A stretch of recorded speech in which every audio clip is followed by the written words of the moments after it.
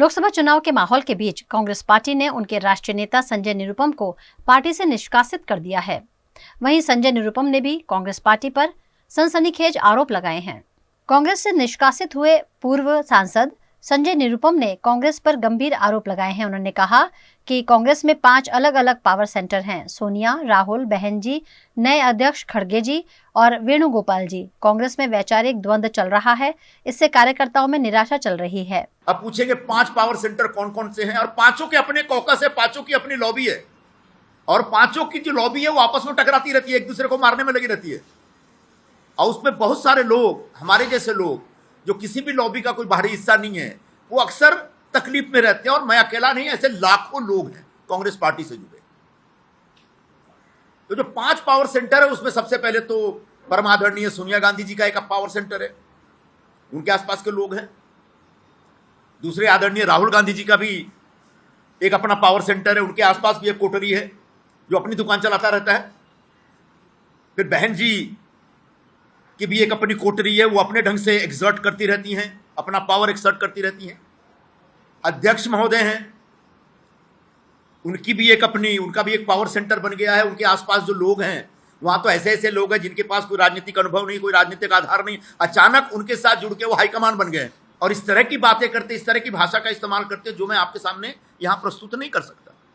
और आखिरी एक जो पावर सेंटर है जनरल सेक्रेटरी ऑर्गेनाइजेशन का, वेणुगोपाल जी का, वो भी एक पावर सेंटर बना हुआ है भाई।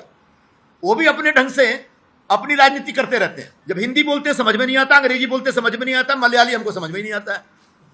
एक ऐसा आदमी पिछले इतने वर्षों से बैठा हुआ है और संगठन लगातार गर्त में जा रहा है, संगठन लगातार बुरे खराब दौर में, खराब हाल में। तो एक कांग्रेस पार्टी में जो ये टकराव चल रहा है लॉबियों का, उसकी वजह से कांग्रेस के बाकी राज्यों में बैठे जो लीडरशिप है, जो मेरिटोरियस लोग हैं, जो योग्य लोग हैं, उन लोगों का कष्ट बढ़ता चला जा रहा है। और मैं पिछले 4-5 वर्षों में इसको बड़ी गंभीरता से मैंने महसूस किया है, लेकिन मैं धीरज रख रहा था। आखिरकार धीरज टूट गया, बांध टूटा धीरज का, और उसके बाद जो सामने आया वो सब।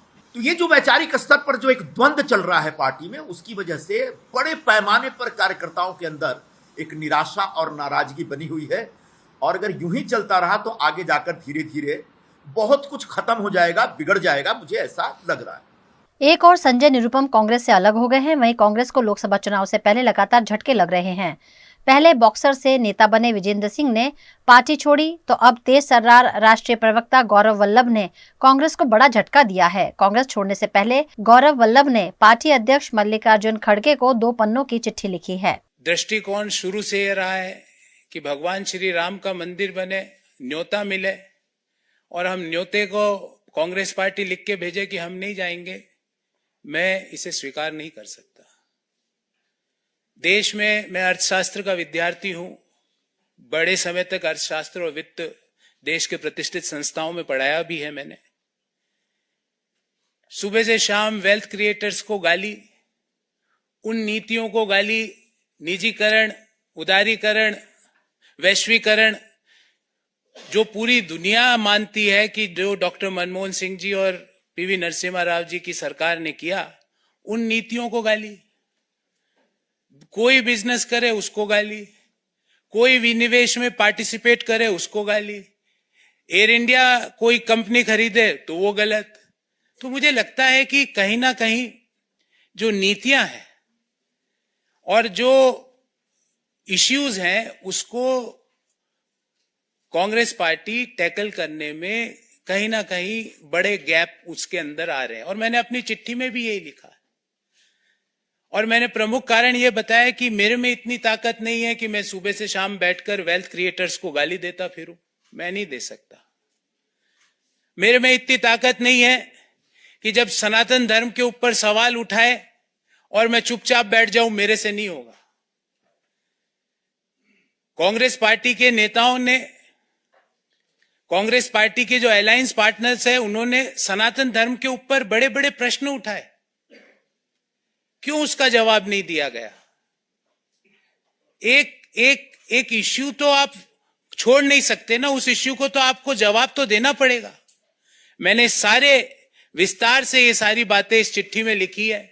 मैं आदरणीय संजय मयूख जी से आग्रह करूंगा कि मेरी इस चिट्ठी की एक प्रति आपको जरूर दें, ताकि आपको पता लगे कि मेरा इश्यू बेस्ड रिजर्वेशंस क्या थे। और मैं महाभारत के इस छंद से अपने आप को हमेशा रेगुलेट और डायरेक्ट करता हूं, जो मैंने इस चिट्ठी में भी लिखा है। धर्म एवं हतो हंति धर्मो रक्षति रक्षित, तस्य धर्मो न हंतव्यो मा नो धर्मो हतो वधित। अर्थात धर्म के मामले में आप चुप्पी साध लो, जो गालियां दे रहे हैं सनातन को आप चुप्पी साध लेते हो, वेल्थ क्रिएटर्स को जो गाली दे रहा है आप चुप्पी साध लेते हो, और उल्टा गालियां दे रहे हो। देश में वेल्थ क्रिएशन जुर्म नहीं हो सकता। देश में जो नीतियां उदारीकरण की, निजीकरण की, वैश्वीकरण की नीतियां हैं वो गलत नहीं हो सकती।